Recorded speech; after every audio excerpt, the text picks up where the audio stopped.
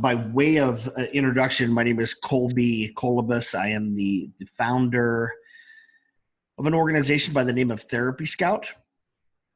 Our goal and objective and kind of what it is we do is specific to helping programs or therapists drive traffic and awareness to what they do.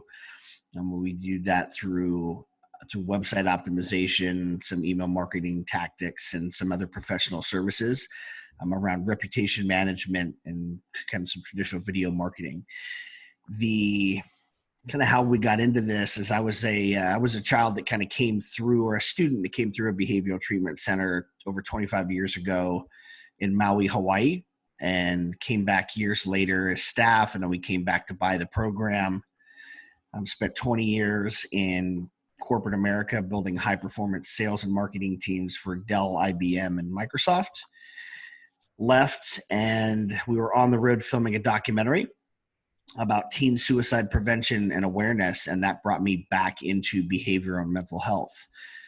As we were doing our series for Netflix, we really started to tie back into the community and realized that there was a huge need still on getting the parents and families and those in need of therapy, whether it was residential or outpatient, getting them to the right resources. And that's really the basis of everything we do, is helping families and those in need find the help that they need, kind of linking up to people like yourselves that are here.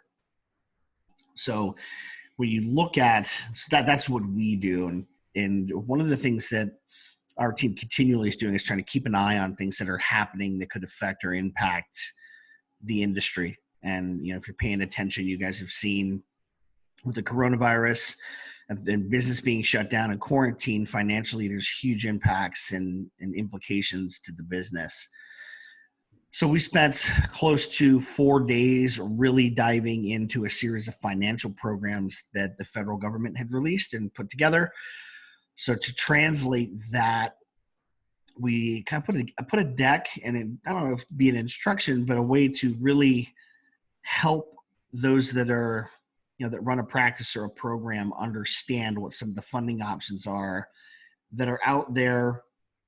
And instead of like sending people to a bunch of links and saying good luck, what we did as a team is consolidated down 4 different websites into kind of a very high level approach to answer the questions that many of us have found. Make sense? Mm-hmm. Awesome. Yep. So I will send you the link to this. We have this up on our blog, which is therapyscoutteam.com/blog. This is updated as of 20 minutes ago. We went through some of the financial institutions to make sure, A, there was funding available, and B, that the links were still live. So when we complete this presentation, what I will do is I will email you out the link to the updated stuff that we talk about. So the emergency funding guide is what we're calling this, and we're going to be covering 2 specific programs that kind of impact what we do. One is the EIDL, or the Economic Injury Disaster Loan Program.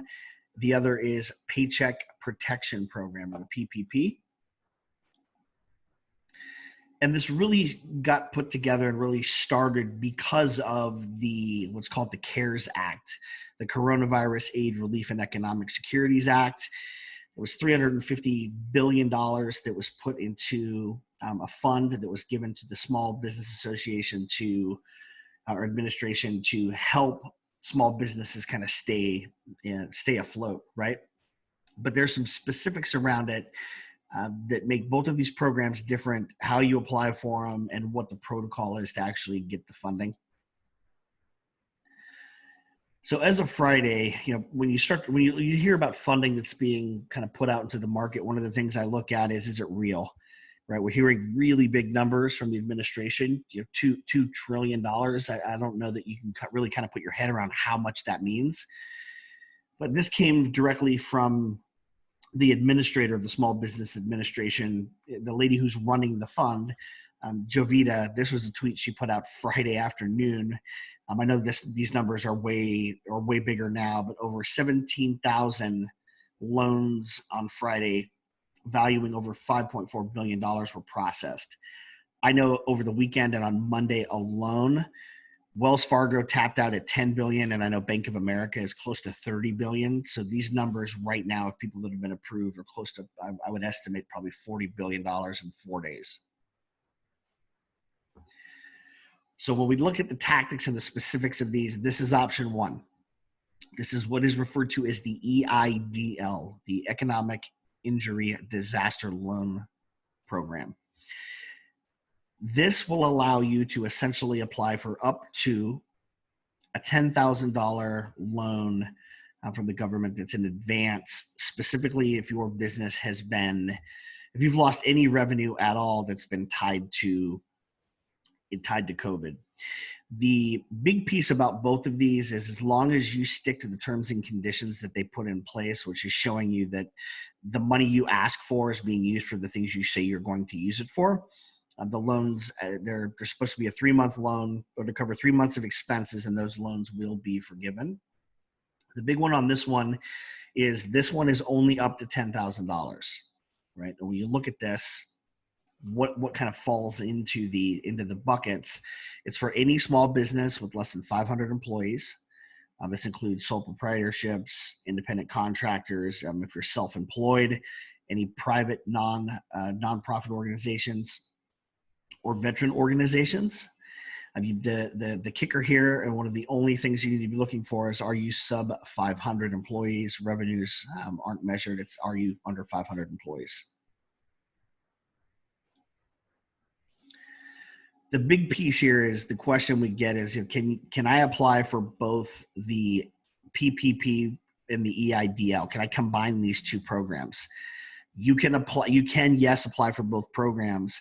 The thing is, they want to make sure that you separate the loans and you're not covering the same expenses, so it's not overlap. So you wouldn't use the economic disaster injury loan to cover payroll, or payroll is 100% dedicated to personnel, rent, insurance, and I'll show you what that covers. The EIDL, the only piece that they're asking for, there's a link here that I'll show you in the next slide that you go to. It's about an hour and a half of things you have to upload. The only protocol that we're seeing based on the EIDL application is that you're sub 500 and that your business has been impacted. That's it. The Payroll Protection Payment Program is a little bit different. They ask you for a few more things, but the questions are very basic. They're very upfront, and they're basic business finance questions about how the state of the business is, how much you're paying people, what the bills and the overhead are, and how much you're requesting. And you can apply for both of those.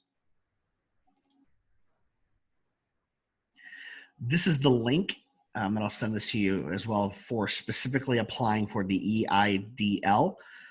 It's if you go to COVID-19 relief.sba.gov/pound/.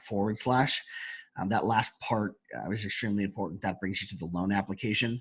If you just go to COVID-19 relief.sba.gov, it also brings up the other programs. The difference in who pays these: on the economic injury disaster loan, this is a loan that's paid directly from the Federal Reserve. This comes from the Small Business Association or Administration. This comes from them. We've seen payments from this program come in a series of days, 3 to 4 days. These fundings we've seen deposited into people's accounts. The other, when you look at the payroll loan, the payroll loan essentially goes through a financial institution.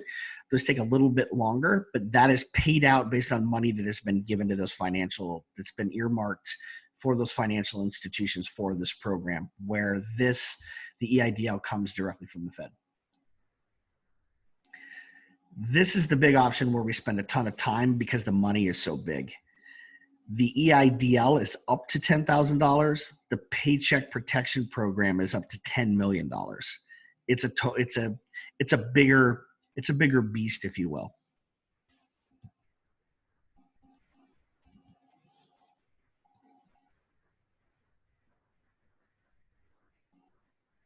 The purpose of this loan is it's 100% federal guaranteed. The purpose of the loan is to help business with payroll, operating expense, for up to 6 months. They'll cover 8 weeks of payroll costs, rent, utilities, and mortgage interests. That also includes some of the basic things that would be attached to payroll, your state taxes, and anything from an insurance perspective. All of those costs are included, and I'll show you how those get calculated. How to apply. So this gate was opened April 3rd, was when we were able to start applying for the Payroll Protection Program loan. It's very simple. The things that they're asking you for on this specific form are basic business information, average monthly payroll, the purpose of the loan, like what are you using the loan for? Here's the examples that we've listed: payroll, rent, mortgage, interest, utilities. Those are listed specifically because those fall under the umbrella of 100% forgiveness for the loan. If you fall outside of that, what the program will not cover, you have to spend 75% of the loan within that bucket, or within payroll, rent, mortgage, interest, utilities. If you go outside of that or spend less of that, they essentially want you to pay that back. So as long as you can show that the money that you've been granted goes into those, at least 75% is going back into payroll, the loan is forgiven. Again, who qualifies? Small business, nonprofits, vet organizations, anybody who has an organization that's fewer than 500 employees. There's kind of a question here of, is it a 12-month calendar or is it a 12-month rolling? Meaning, would it be from this March of 2019 to March of 2020 that these people have been employed, or is it from January to January? The banks and the financial institutions, everybody's doing it a little bit different. So I would just refer to your bank on when you're looking at payroll, when you're calculating payroll, is it a rolling 12 or is it a calendar year? Again, how much can I borrow?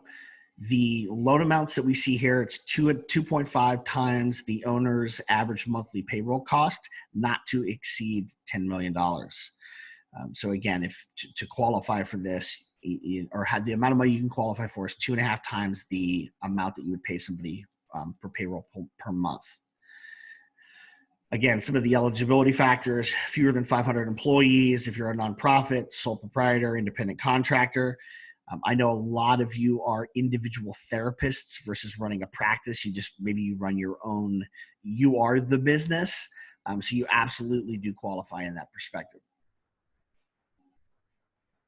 What are the lenders going to be looking for, right? This is the question is like, is this going to be do I need to provide a bunch of additional details to show them, what do I need to do to actually qualify for it?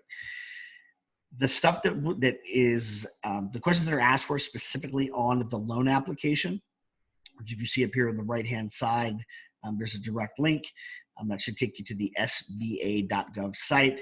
And everything that you need that the lenders are looking for is actually in that application. So although that it's a government application that you fill out, that's what you submit to the banks. Here's what lenders are not looking for: a personal guarantee. They're not looking for you to put up a piece of collateral. They're not asking you to put your home or the business up. And it doesn't matter if you've applied at multiple financial institutions for the loan. They're not going to use that as a ding against you. They realize that this money is going fast, and a lot of institutions that have earmarked a certain amount of funds are cashed out. Great example is Wells Fargo. They're already done. They're not accepting applications. So they're not going to, essentially the program, you don't get penalized if you go to multiple places to fill this out and to request funding. How much can I borrow? When you look at the math, the thing to think about is 2.5 times the monthly payroll cost, not to exceed $10 million. That would be salary, wage, commission, or similar compensation. If you have anybody that's within a service industry with us, it doesn't really, it's not as applicable. Any payment for vacation, for parental, family, medical, or sick leave. An example would be we're getting ready to have a baby, right? So with my wife being out, that would actually fall within that. So if you've got anybody that's on any kind of medical leave, the goal and the objective here is to bring people, you keep people paid, whether it's yourself or other people that are within your organization, or people that you've had to let go, paying them and bringing them back so you can have those resources. Excluded payroll costs when you're starting to look at anything over $100,000, right? So as long as your salary is not over $100,000 per individual, that's kind of the big one. Is they want to make sure that it should be 3 months worth of payroll. So hopefully between yourself and the people that you're applying this for, their payroll doesn't exceed $100,000 in a 3-month period. For seasonal and non-seasonal employees, if you have them, again, I'm not going to spend a bunch of time here because most of us are full. We kind of run our business. It's not seasonal, it's full. But this will be available in the deck that I'll send you after the call. A big question that comes up is this loan going to be forgiven? Because when I hear the loan, you think of high interest rates and collateral, and I've got to pay something back. In this case, as long, as I mentioned earlier, as long as 75% of the loan that you get is going towards those expenses tied to payroll, interest and mortgage, rent, your leasing agreements, your utilities, everything from electric, gas, water, transportation costs are included here. So traditionally, if you're writing off mileage, that counts. Telephone, internet, and then if you have anybody that you're tipping outside of kind of the hourly or bonus, that's also included.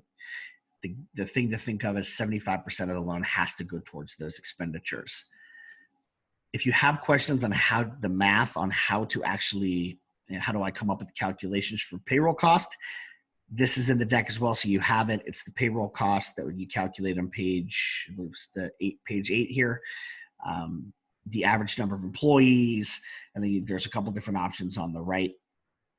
Traditionally, I mean, this should be really, really basic math. And when you go through the application, it's I don't want to say it's foolproof, but it's pretty simple. They've streamlined this to make it easy for us.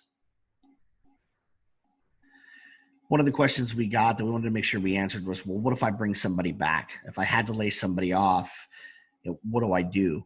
Well, essentially, one of the big pieces that they're trying to do here is keep people employed.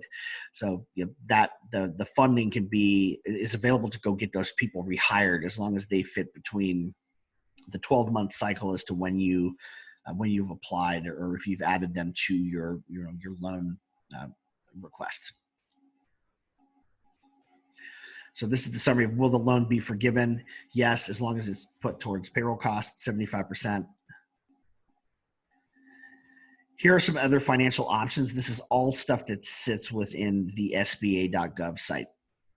So if you go to the Small Business Administration site, they have 4 programs that are specific to the coronavirus relief funding bucket. You've got the payroll, which we just covered, EIDL, which we just covered. Then they have 2 others. One is the SBA Express Bridge Loan, and the third is an SBA debt relief. If you're in debt right now and you're having a problem coming up with the payments, they've got an option in a program there.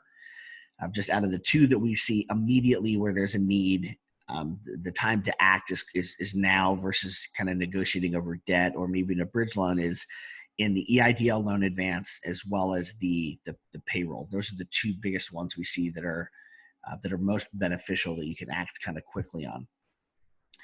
Here's some more helpful links. I will make sure everybody gets these. Again, if you go to SBA.gov, that's the site that has almost everything you need. It's going to have your application form. It's going to have the affiliation forms. It walks you through exactly what it is you need to do to complete an application and then what you do with that application. When you look for the first loan, so the EIDL, so the emergency loan, when you fill that application out, that goes directly to the Small Business Administration. It goes right to the Fed and Treasury. There's nowhere else you have to take that. You can do that electronically. They also do give you an option to print it out and mail it in. And like I said, we've seen 10 to 15 different therapists and programs we work with get that money put in their account within less than a week. When you look at the payroll, the PPP program, that's a little bit different. There's a little bit more that's involved because we're going to a financial institution. The big piece here is starting with where you have an account, right? Most of the banks, financial institutions, lenders, they're opening the doors for people they do business with today. Right. So starting with your financial institution, the best way to find out kind of what the direct link is once I click kind of through here, if your bank isn't shown or your credit union's not listed, is you go to their site. So Google in their let's say it's Wells Fargo PPP. Once you'll hit enter, that'll pop up. And as soon as that pops up, it'll give you the opportunity to, it'll give you the document that you need to fill.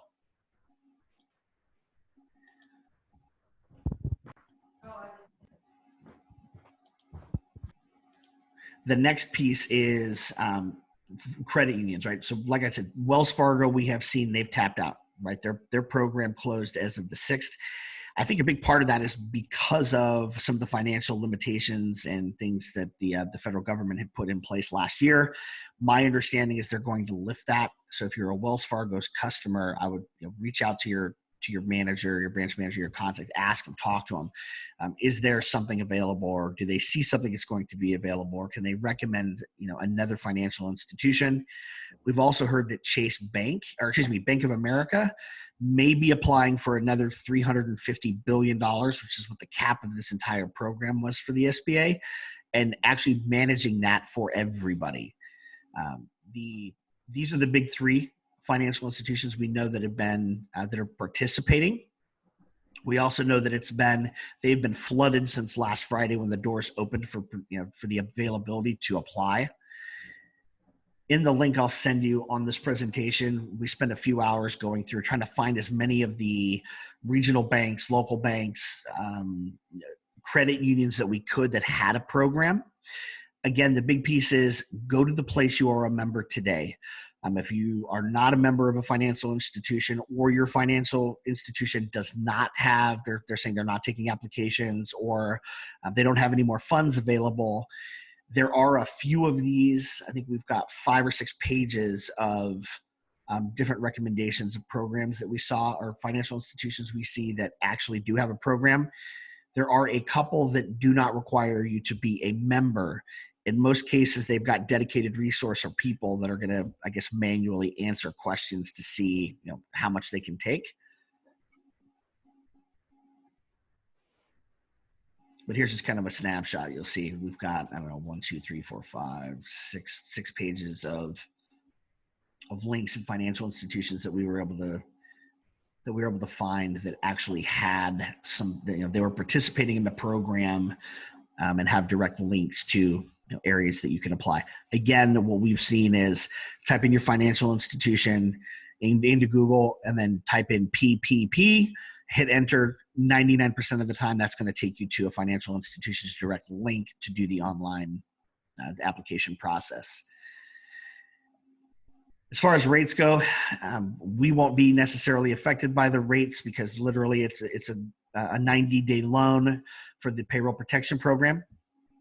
Based on that, as long as you're paying your 75% is going into payroll, there isn't going to be any interest. When you look at the EIDL, that's the same thing, right? There's not interest specifically that's included in that.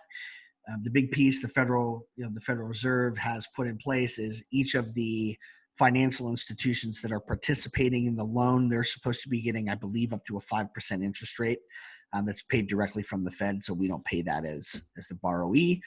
As long as we fall within those guidelines, both loan sets are forgiven.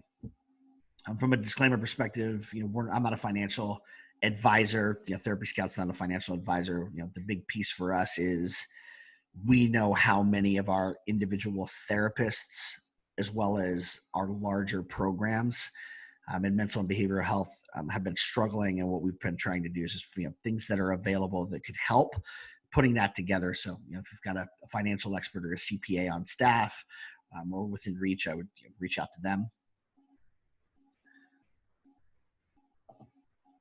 Let's see here. I'm going to open this up. I had the lines muted here. I'm going to unmute it. Guys, do you have any questions? I know we kind of went through that quick. The goal is, we'll get you this information and send it out to try to consolidate a handful of different websites to make the research process easier. We've done 8 or 9 presentations and seen people apply while we're on them and get approved. Yes, ma'am. I applied to EIDC, but I think I was done that in a quick matter that I made an error, or I haven't heard from them. So what's my options? When you went through the entire process and hit complete, did you get the complete screen that showed that you're complete, or you didn't get through it? I did apply and I got a confirmation number, but either I made an error or at least I haven't heard from them. So when did you apply? It's been like 3-4 days. They've got a contact information. So if you go to the SBA.gov site under EIDL, they have an email address for help and questions. What I would do is if you've got an actual reference number for your application, I'd email them directly with that number to see. And then if you've got a confirmation, I mean, they should have it. I would say if you don't have any information back by this time next week, I would reapply. Reapply? I would, yep. Okay, what about if I just reapply anyway? I would reach out to them first just to see, because my guess is they're overwhelmed. Okay. This is the EIDL. You started there. That seems to be the overflow. So people that were going from the Payroll Protection Program, everybody went there first because the money was so much. They flooded the system, and I know not even within hours of those things being open, the banks didn't really know how to handle it, and a lot of stuff shut down. They were redirecting. The SBA was redirecting people to the EIDL program. So my guess is they got the overflow, and they're probably overwhelmed. Okay. And another question is that I am trying to apply PPP through my business accounts at Chase, and they are requiring to upload 2019 tax. I haven't done the 2019 tax. I always do I file for extension and do it in the fall. So I know this might be not your question that you can answer, but there's no other way that I can get a hold of Chase to ask this question. So then question is, do I just upload a 2018 tax? That's a great question. You know what I would do, Young, is I would see if you can get a hold of a branch manager at a local Chase. If you can call them and just ask them. Yeah, I did. See that. You know what? I'll put that down and see if I can find an answer to that.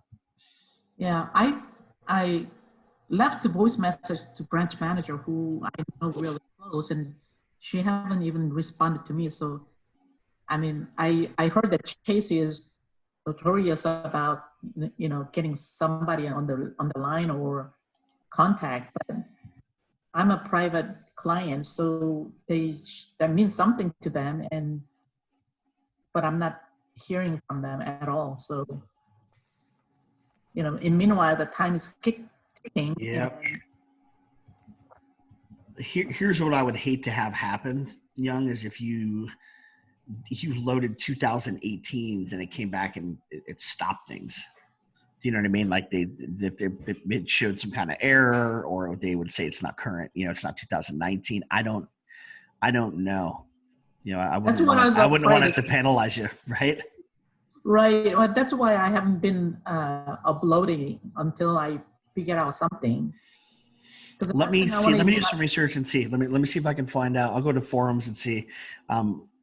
We've got a couple different teammates. I can have them go ask and see if they can dig around. Great. And see if I can find an answer for you. Great. I have a question. Yes, ma'am. I wasn't able to start at the top of the hour, so I've missed everything you said. I got in right at the end, and you talked about how to contact the bank. I'm with Wells Fargo, and I haven't begun any of these processes, so I'm sorry. I was working. But what you gave a website or some way to contact the bank? Yeah, Tamara. So what I will do is I will send the today's presentation and video. I will email that to you in the video so you can see, as well as the presentation that has all the links in it. So there's two different. You're welcome. There are two different programs. One is specific to payroll. That covers up to $10 million of payroll. The goal and the objective there is you can apply for essentially 2.5 times the payroll that you would pay per month per employee they're under your responsibility, up to 500 employees. And the kind of the kicker there is 75% of the money you get has to be spent on employees, on payments, insurance, rent, utilities, things that you would manage your business with. Inside of that, that's kind of the big stipulation. There's another program. It's called EIDL, and that's a $10,000 loan that is essentially if your business has been impacted in any way because of the shutdown, that goes right through the federal government, not your bank. And they've got a handful of things they're looking for through their application process. But I will send you the stuff that we covered today with all the links and all the information that you need. Okay.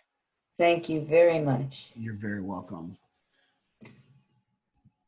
Any other questions, my friends? Yes, I've got a couple questions. Yes, sir. Brad. Yeah, thanks. So I'm just wondering, do we need to supply some kind of proof to them of our losses? So like I'm in a private therapy practice, and I've had definitely a decrease in clients, and I'm working only from home now, so I'm paying rent on spaces that I'm not using until who knows when. So I'm just kind of wondering if you have information about that. No, they're not asking for proof of loss. What they're asking for is what your total expenditures are per month. Okay. So that would include all of that. So expenditures would include what I quote Absolutely unquote pay myself. In other words, just what my income is. Yes. Typically. Yep. Your income, insurance, taxes, what you would be paying in taxes, state and federal, your space, your rent, your utilities in that space, your internet, gas, like how much gas do you spend getting to and from the office for mileage, like all of that stuff, anything that you could possibly think of. That's why they do 2.5 times what your salary would be per month, right? Per employee. Okay. Can I chime in? Okay. Yes, ma'am. Thank you. My understanding, correct me if I'm wrong, PPP program or EIDL program is for those people who are impacted by this virus. So if anybody whose income is stable or the same as if they're normal practice, they shouldn't be qualified. But if during this process, if that is, your practice is impacted and you're not generating income, or the generating income is, cut down tremendously, that's the only people who apply. Isn't that correct? Correct. Here's that's a great question, Young.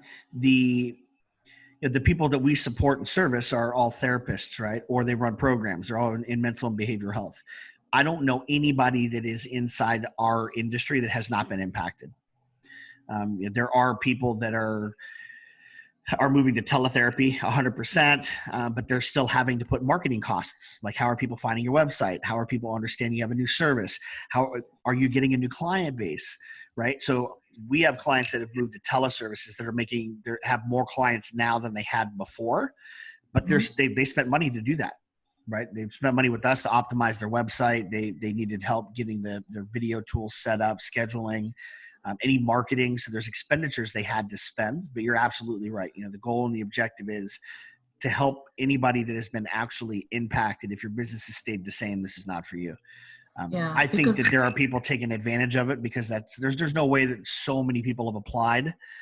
I think that I think that clogs it up a bit, but I know that our industry directly, I haven't spoken to anybody whose business is the same.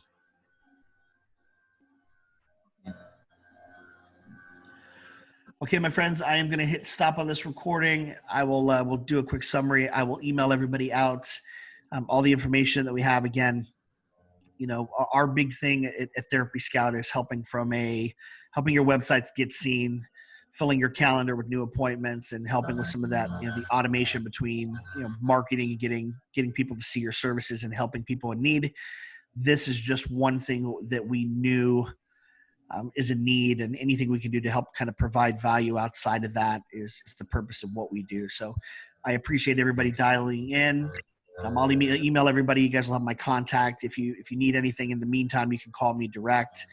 And I'm happy to answer any questions personally. Colby, thank you for your presentation. Your presentation is awesome. All the information is correct and accurate, because I have done some extensive research myself. But if I can give you feedback, like myself, is that this information is very informative, but when you apply to EIDL or the PPP,